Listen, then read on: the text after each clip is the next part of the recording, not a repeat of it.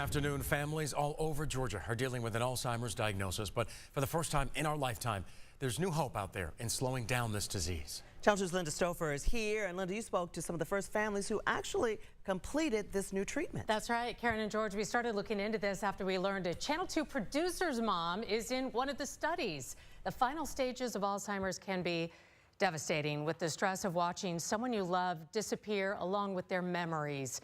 But now local families and researchers are showing us progress in freezing the timeline. Did I do this or you I did think it? I did that. Pam Burton can get lost in her thoughts. I used to have one. I have one somewhere. Son Josh is the finder and the reminder. I'll feed the dog and then I'll leave a note in the bowl that says, I fed Jack, so that she knows that when she gets up. Alzheimer's disease took some of Burton's short-term memory. It depresses me sometimes that I'm the one being taken care of. But it's not the same. Yeah.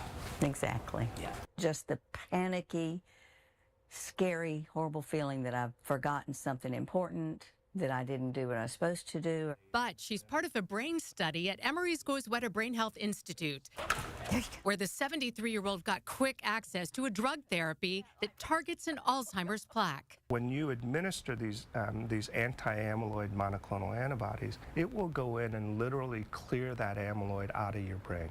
Will literally remove that amyloid pathology. And Dr. James Law showed us the difference on these images of Burton's brain. So the outer part of the brain here, where there is no staining with the dye, is where the amyloid plaques have been removed. So it's gone. And that's how you know the drug treatment worked. Yeah. If you do it early enough in the course of disease, you can significantly slow down the progression of Alzheimer's disease. And here's why Dr. Law says catching it early enough is key. If a patient still has a high quality of life, this new class of drug therapies I start it all the time.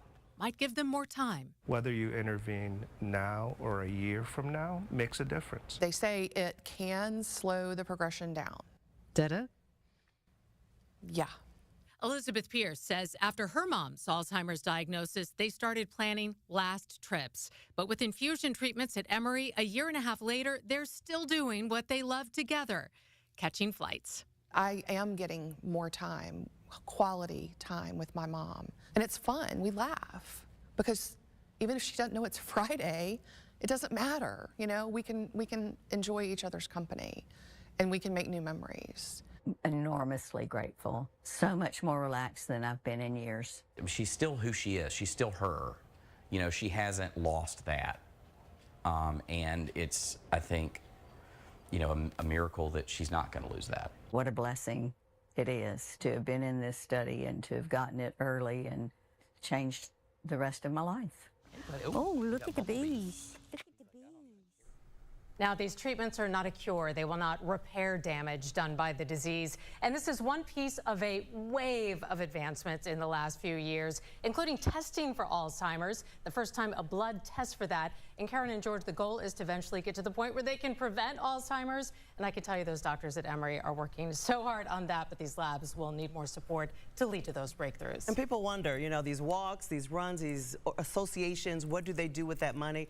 This is some of what they do with that money for research and treatments. And the research, and they're also looking at what we can do at all of our ages to help prevent Alzheimer's and cognitive decline in the future, because it could be in our bodies 15 to 20 years before it shows up. And how fortunate, again, for the family who are able to care for their mothers. In our case, Josh, who's currently actually in the control room now, headlining this 5 o'clock show, and he sees the piece, and it's such a gift for the family members to be able to have something to look forward to and hope to cling on to. And gift is a perfect word. Yes.